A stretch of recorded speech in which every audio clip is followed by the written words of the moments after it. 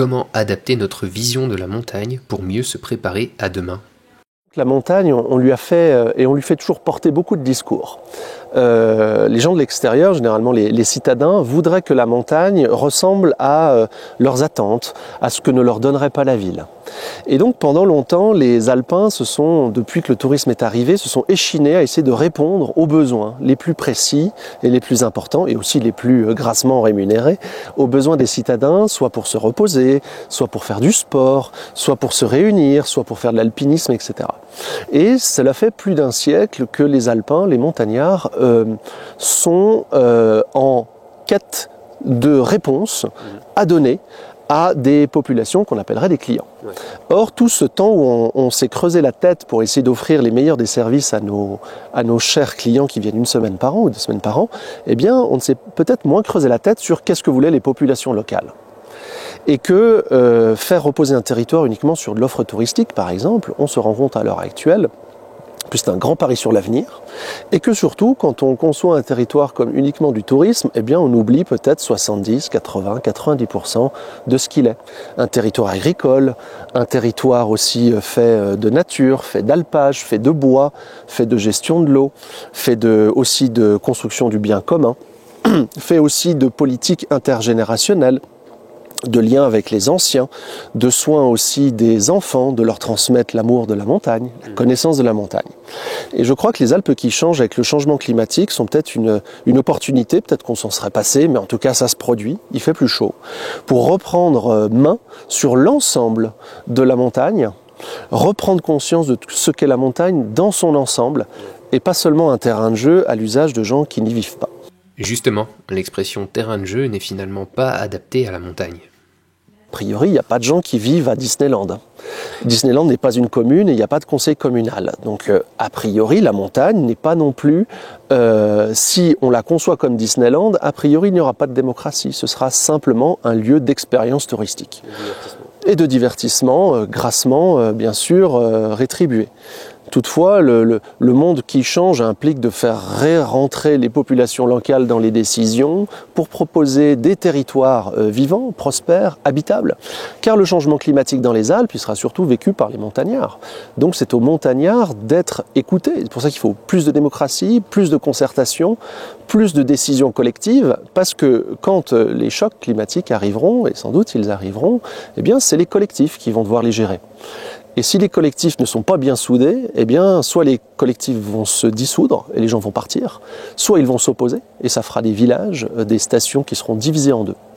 Donc tout l'enjeu, selon moi, c'est de préparer le bien commun, la vie en communauté.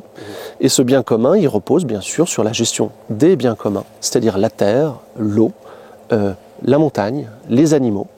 Et bien sûr aussi les êtres humains, le savoir, l'histoire, les biens communs immatériels, la géographie, les compétences des paysans, les compétences des fromagers, les compétences des enseignants, des gardes-chasse, des pisteurs, des secouristes. Et je pense qu'il y a tout un inventaire à faire de lieu en lieu sur ce que le XXe siècle nous a légué et que le XXIe siècle va transformer. Face à l'urgence du changement climatique, comment la montagne doit-elle s'y prendre pour faire sa transition? L'enjeu, c'est que les Alpes, habitées telles qu'elles sont habitées depuis plusieurs millénaires, depuis le néolithique, depuis que les grands glaciers se sont retirés, ce qui signifie que à la fois on vit dans l'urgence et à la fois les Alpes de toute façon seront toujours là. Elles vont changer, des bouts de montagne vont tomber, mais les montagnes sont par définition quasiment éternelles, d'un point de vue géologique peut-être pas. Par rapport à nous. Donc déjà du côté des Alpes, je ne m'inquiète pas pour elles parce qu'elles nous survivront.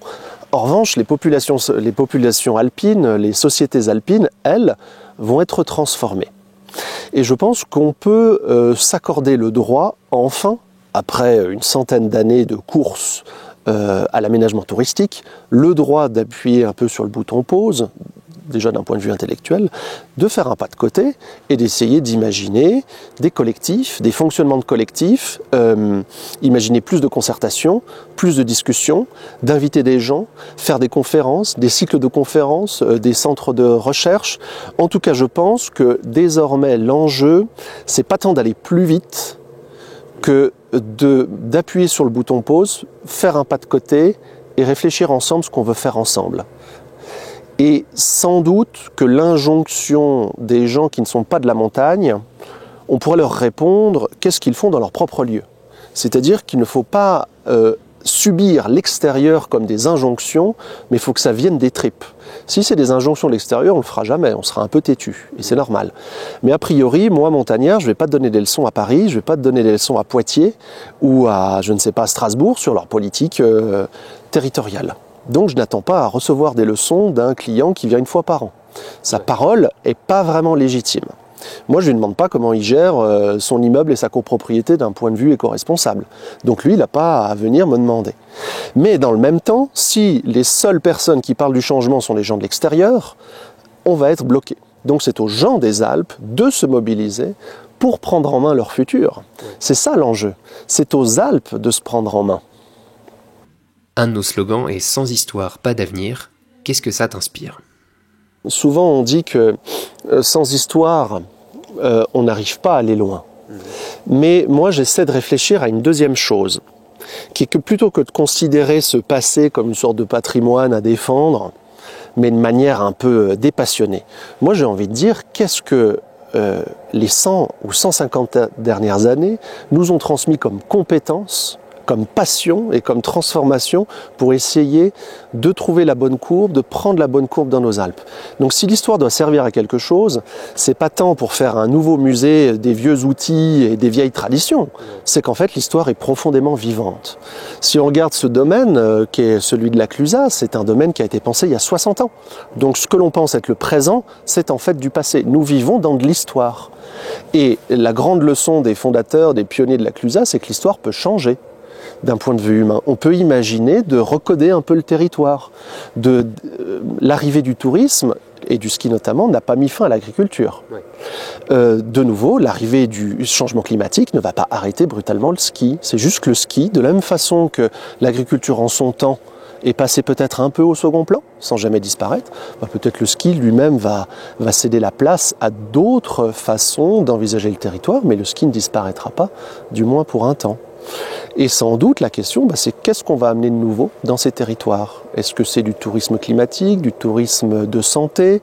Est-ce que c'est des instituts de recherche? Est-ce que c'est des universités en plein air, dont on parle souvent? Est-ce que ce sont aussi des écoles du dehors, etc. Donc ce sont tous ces projets-là qu'il faut envisager, qui ne soient plus corrélés uniquement à la sainte neige qui tombe à partir du 15 décembre. C'est un pari qu'à mon avis, les montagnards ne doivent plus faire. En revanche, ils doivent faire le pari sur la richesse de transformation et de désir de transformation de leur population. C'est ça la vraie richesse des Alpes. La Clusaz peut-elle avoir confiance en l'avenir ? La Clusaz, comme tous les lieux alpins, est un peu à la croisée des chemins. Et à la croisée des chemins, ça grince, c'est compliqué. On aimerait être dans le canapé et continuer comme avant. Sauf que là, nous vivons sans doute une période assez similaire à l'après-Seconde Guerre mondiale, où on s'est rendu compte que l'agriculture non mécanisée ou un petit peu mécanisée, la société de consommation fonctionnait de moins en moins ensemble, les jeunes voulaient partir à la ville, ils sont descendus à Annecy.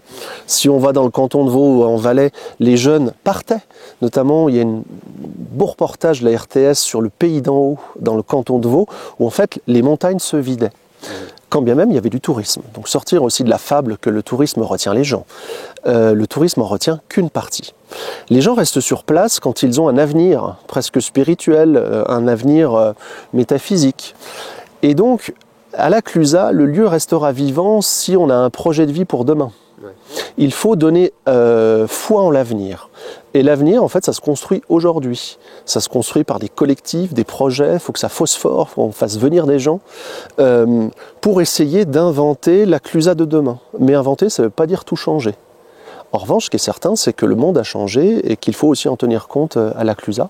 Et je n'en doute pas que ça va marcher.